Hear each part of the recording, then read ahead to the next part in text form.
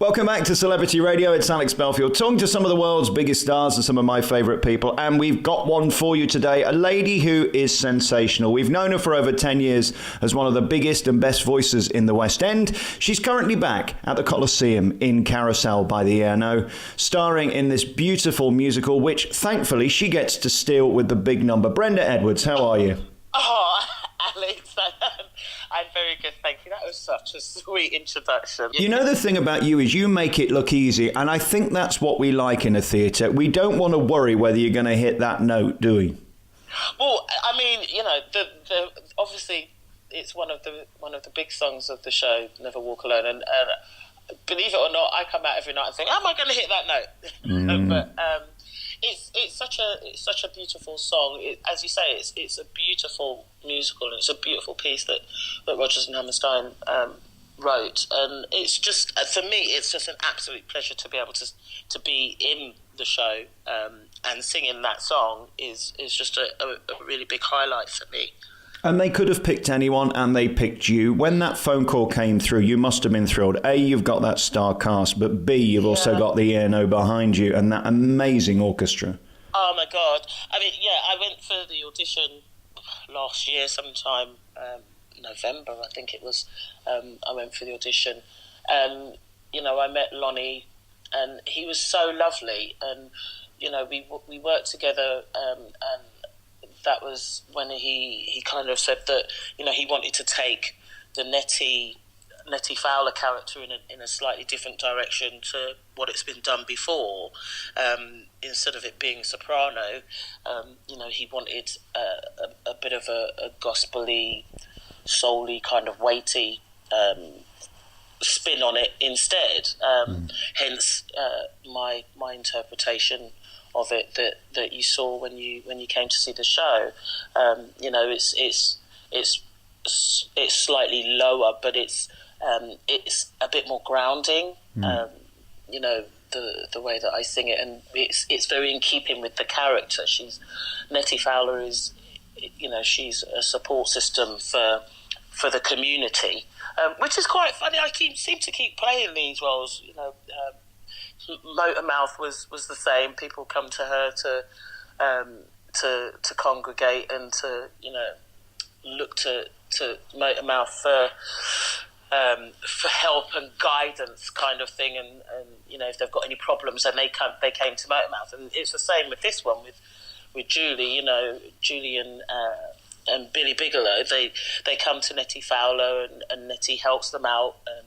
She's not there to pass comment or pass any judgment on the relationship of Julie and Billy, but she's there to offer support. You know, and it's really nice that I've been asked to play that character, because I like playing those sort of roles. You know, I think I'm a naturally caring person anyway. So well, I don't think you can fake that, and I think we could see if you were trying to act it. I mean, you are a big-hearted person. You are a person who's naturally charming and funny and all of that stuff, and it comes across. Because let's face it, Billy is an instantly dislikable character from the second the curtain goes up. We're not going to fall in love with him.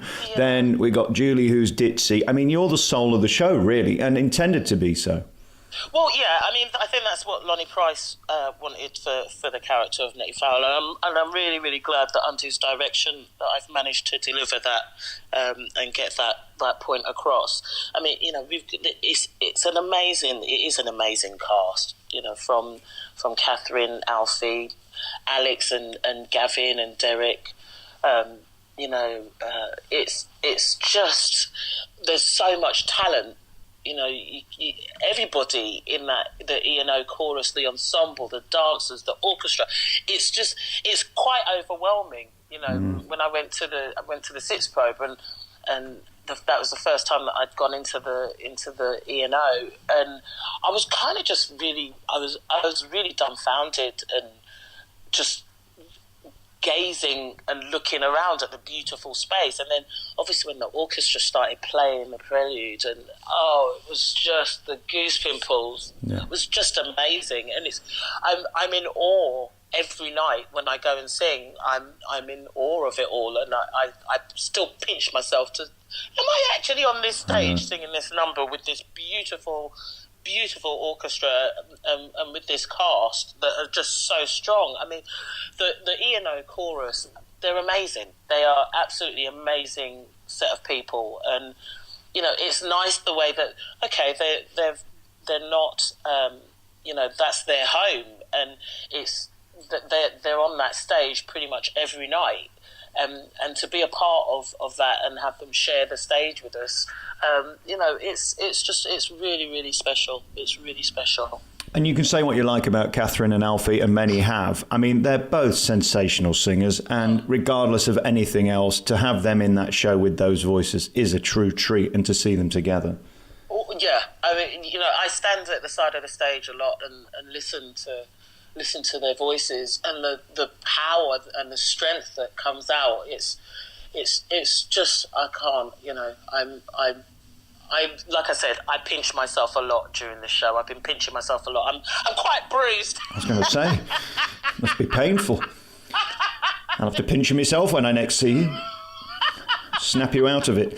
I tell you what I love about you, and I've said this to you before, you could have been easily forgotten. You could have been one of the millions of people in reality TV who are the big stars for 5 minutes and then are literally gone and never heard of again and playing Butlins. But you didn't do that. And I think fundamentally it's because of that voice and that skill, and also your discipline and ethic. You do have a class about you that you turn up and you deliver, and more so in the last 18 months. I last spoke to you at Hairspray when you were going through the cancer treatment, and you did it with such incredible grace. Most people would have been flaunting the fact that they wanted to take naps in the middle of the show. No, you went in and did it 8 times a week.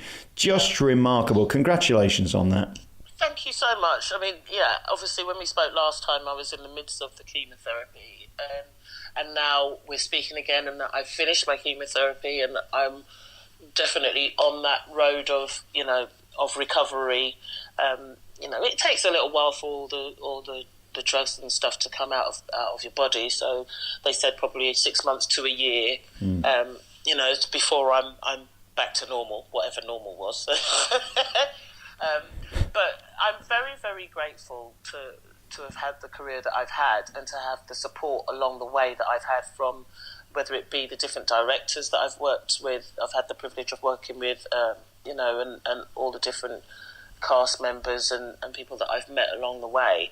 The West End and the musicals that I've been in, I've been very, very fortunate to be in some spectacular shows, from Carmen Jones to Chicago to Human Comedy to We Will Rock You to Hairspray and now to Carousel. I'm a very grateful person, and I'm very grateful that I'm still here to be able to do that, because cancer it's affecting so many people. You just never know what's going to happen day in, day out. And so while I've got breath in me, and if somebody wants me to sing, I'm going to sing. And that's I think I said this to you the last time we spoke. Music and singing is really what gets me through everything. And it kind of takes it back to, the song that I'm singing, You'll Never Walk Alone. It means so much, so many different things for so many different people for so many different reasons. But, when I went for the audition, and I was going for this role, and I went to the audition, it was actually the Macmillan cancer song that they were using as well, was You'll Never Walk Alone. So when I went into my audition, I just thought to myself, I want this role. I want to succeed with this role, and the song is very poignant to me in so many different ways. Even before the cancer, of things that have happened. Everybody, everyone has bad days in their life. I don't think there's anybody that can say that they go along in life and everything is rosy. So it's nice to be able to have a song that you can just listen to the words and keep your chin up high, literally. Yep. Don't be afraid of what's coming. You just have to just face it full on, and know what you're doing, and get up, brush your shoulders off, and move on. Keep going. That's literally my motto. You have to just believe that you can do it. And I'm just really, really honoured that I get to be on that stage every night. In terms of percent, where are you at as we sit talking this morning? Are you 100%, 90%, 80%? Where do you feel you're at? I'm probably about 75%, 80%. I've got neuropathy in my fingers and toes, which means a permanent pins and needles feeling in my fingers and toes constantly, and the pins and needles is one thing, but then my feet always feel cold. They're always freezing, no matter what. But they feel swollen at the same time. It's really weird.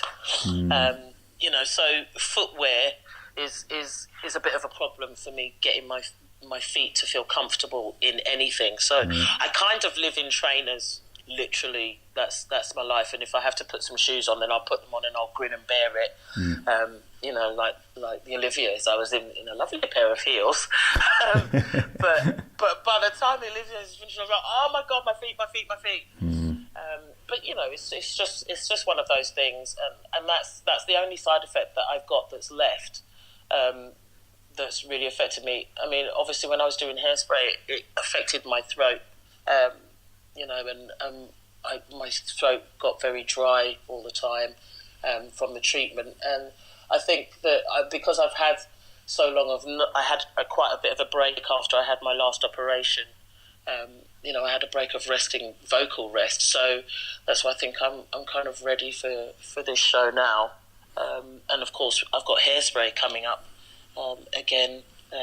July, I think it is, we start in Hairspray, so I'm really looking forward to getting back onto that show as well, and doing the whole thing. I know I never had as much time as what the doctors could have recommended that I had off while I was doing my treatment, but it would just be nice. It's just really nice to get back to those cities that I wasn't unfortunately able to perform in at the time. I give thanks every single day. I give thanks every single day for my life and just the way that things have gone. And they say what doesn't kill you makes you stronger, and I think I was already quite a strong person, strong-minded, but this is just spurring me on even more. And I know you don't like me saying these sort of things, but you are an inspiration, and the way you got through that was truly remarkable. I wonder if the audience did give you some form of comfort that did in some way make it easier, because you had to deliver every night, you were distracted by that, and if you sat in a room just waiting to get better, maybe Dr. Showbiz did give you some sort of therapy. Yeah, absolutely, 100%. I don't think that I'm not the sort of person that can just sit at home and just let's think about when your next treatment's going to happen. That's just no. I just don't think that's any way for anybody to be. But that's just me. I know everybody deals with it in their own way. That was just the way that I needed to deal with it for myself, so that I knew that I could get through it. And it was people like yourself supporting me, and people I didn't even know sending me messages on Twitter and Facebook and everything. It was a very overwhelming experience for me, and I don't think I'll ever forget. Well, I know I will never forget it. So I'm again. I keep saying it, and it might sound a bit like a cliche, but I am truly, truly grateful to everybody for the support, and to be able to be in a show, kind of like a month out of it while I was doing rehearsals. I was still having treatment for Carousel, so it's been going on a very, very long time. So to be able to get up on that stage every night and sing a beautiful song and be part of a beautiful show is just a dream come true for me. It really is. And my other song, June is busting out all over. It's such a fun song. I enjoy. It's one of the big chorus numbers where pretty much everybody, there's 70 odd of us that are in the cast are all on stage, and there's just so much going on, and it's just nice and bright and beautiful, a beautiful song. The only thing I think I have to worry about in that is where there's a bit where I have to chuck a book. I take a book from somebody, I have to chuck the book. It's just about me getting the book in the right direction rather than killing a star. Like their goalkeepers flying all over the stage. Oh, God. You don't want to be the one to knock out Catherine Jenkins in the middle of a performance, do you? Let's face it. Well, Catherine's the only one that's not. Catherine and Alfie are the only ones that aren't actually in that number. Oh, well, knock out someone from the ensemble. They'd like the publicity. It's just crazy. I think that's the one we start taking bets on. Where's she going to chuck that book tonight? It's hysterical. It's literally, I don't have any kind of rhyme or reason. I just literally throw it. Where I'm at, I throw it, and hopefully somebody catches it. Well, there's enough of them to do it. Just avoid the drummer or the second flautist. I don't think she'd appreciate it. Absolutely. Do you know, there are so many stars I've met over the years who aren't working, who don't work, and for some reason don't find their place, but you did instantly, and you've worked ever since, and I think that's testimony to your pure charisma and your presence on stage and your voice matched together, because you can have one of the three and it doesn't necessarily form a career, but you've been blessed with that. Congratulations. And this show is stunning. Carousel, I think, has had some mixed reviews, and I think there's a pomposity with some of the reviewers. They don't get what normal people are entertained by, and this show is spectacular. It's got some of the best singing I've ever heard, and just the ensemble and the orchestra with you guys on top is one of the most beautiful combinations I've ever seen in a theatre, so congratulations. Thank you so much. I mean, you're not going to please everybody, you know. And if you go out thinking you're going to please everybody, then you're in for a bumpy ride, really. You know, it's the reality of it is not everybody's going to like it, but I think that what Lonnie has done is beautiful, and it's so clever, and the way that it's a semi-stage production, but you know, a lot of my friends that have come to see it, they're like, it doesn't seem like it's semi-staged, even though there's not loads of set flying in left, right, and centre, and that was what Lonnie wanted. He wanted you know, the audience to just concentrate on the people that are on the stage, rather than, you know, looking at this bit and what's that bit and what's that story going to tell. And it's just beautiful, and the choreography that Josh has put together, it's all just a beautiful piece. And you know, it covers and it tackles a really big story in the domestic violence side of things, and also with the fact that they have it slightly different to the film. I mean, it was originally with him killing himself, rather than I think in the film they have him falling on his knife and accidentally killing himself. You know, and it's become known that male suicide is a big thing, and it's a really big killer. So it's interesting the way that he's covered quite a few issues in this one piece. I think the message is all the same. You've got to live for the moment, and you've got to just do what you've got to do in order to get by, you know, and hopefully, you know, everything will come out well in the end. Unfortunately, it doesn't for Billy Bigelow, but. Poor Alfie. I mean, one minute he's in Les Mis singing Bring Him Home, the next minute he tops himself. It's not good, is it, really? But there you are. Can't have everything. Brenda Edwards is the star of Carousel. It's on at the Coliseum in the West End. It's a limited run for just 6 weeks, and what a sensational show it is. I loved it. I think you steal the show, especially with that number that you couldn't do better. You've got such heart and soul, and you are truly one of the biggest stars in West End history. Brenda, lovely to talk to you. Thank you very much, Alex. It's lovely to speak to you too. I'll speak to you again soon.